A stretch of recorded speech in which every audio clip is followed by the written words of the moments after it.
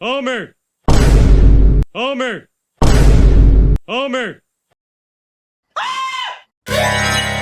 Is your PC too slow to play Counter-Strike 2? Are you too mentally stable to play Rainbow Six Siege? Do you still have some dignity in yourself to not play Valorant? What a coincidence meeting you here. Well, introducing Fortnite Ballistic. It's all the before mentioned but worse. Ballistic, simply put, is a tactical shooter. The main premise of Ballistic is simple.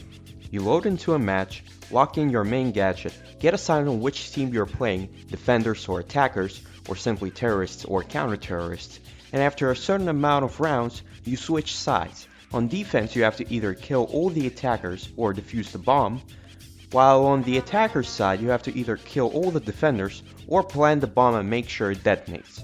When you kill an enemy or win a round, you get a certain amount of money, which you can spend in the shop by purchasing shields, grenades, or weapons. If you're playing in a full team with your friends, you are guaranteed to have a good time. But if you're solo queuing, you have to pray to Satan himself to have teammates that know what they're doing. Because unfortunately, not many people understand that Ballistic is a tactical shooter, not fucking Call of Duty. Ballistic also has a variety of gadgets you can use. You have the regular grenade, bubble shield, you have the recon grenade which just shows you where the enemies are, which is also my favorite gadget.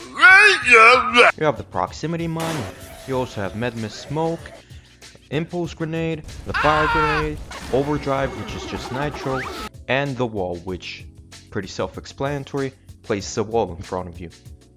You can only choose one at the beginning of the game, so you have to be very precise on what you're trying to achieve during the run. If, let's say, your favorite gadget is been taken by somebody else, you can either leave the game and receive a penalty, or you can suck it up and try to play with a different gadget. Now, I would say that you should play this mode if you want to play something without bots, but sometimes when I'm spectating, I'm not so sure these people are even real. Ballistic was released at the start of Chapter 6 as part of the expanding Fortnite metaverse, alongside OG. And we know how that turned out.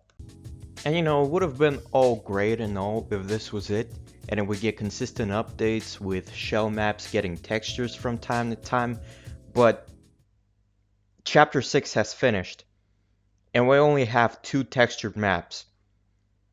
What the fuck? Do you honestly think you're fucking funny fucking with my friend? Ah yes, the part where the YouTuber complains about stuff. My favorite. I don't really have that much to say about the loot pool. It's really good. You got your shotguns, ARs, SMGs, snipers, etc. They added an option to refund purchased items in the shop. That's really cool. They fixed the glitch on Storm Chase Clove where you can get to the sites early by jumping on other players' head to get out of the barrier zone. Much appreciated. My only issue is that this mode is only ranked and it's not really that much of an issue, but let's say I'm a casual player who plays OG from time to time because he doesn't enjoy the current state of Battle Royale. I get tired of playing OG one day because they decided to extend the season up until December for some reason, and I managed to grind up in Ballistic up until Platinum. On one hand, I don't necessarily care if I lose percentage because I don't play this game mode that much and I don't really care about the ranks. But on the other hand, I don't want to try that hard and I just want to have a good time, i.e. I don't want to play ranked. There is a game mode called Testing Grounds, but it doesn't appear that often and most of the time it's an LTM. Yeah. Another issue I have is solo queuing. I'm not gonna complain that much about it. If you know, you know. My solution to this is simple. Make the matchmaking have 2 modes. The first one queues all players who are playing as a solo, and the other fills up, let's say, a duo with a trio and vice versa. Now, I don't really know how hard it is, or is it even possible. I've never made a multiplayer game before, but I'm pretty sure, very sneaky transition to the next point, If the mode had a bigger development team, it would be possible in like maybe a month. Also, the bugs. Please fix them. And finally, the biggest problem of this mode, in my opinion, is shell maps. They're horrible. I understand why they exist. This mode needs to have content if it wants to have the player base, if you can call it that. If it wasn't for the shell maps, we would have still been playing on Skyline 10, which was the only texture map for a long time. But recently Hammerfall got textured, and compare when it was a shell map versus when it got textured. This is a massive improvement on the visual portion of the game. And on higher settings, it looks so beautiful. And also, I think making a few extra modes like Team Deathmatch, Capture the Flag, Domination, etc. as part of the currently absent non-ranked Ballistic would extremely improve the time people spend on this mode in a positive way.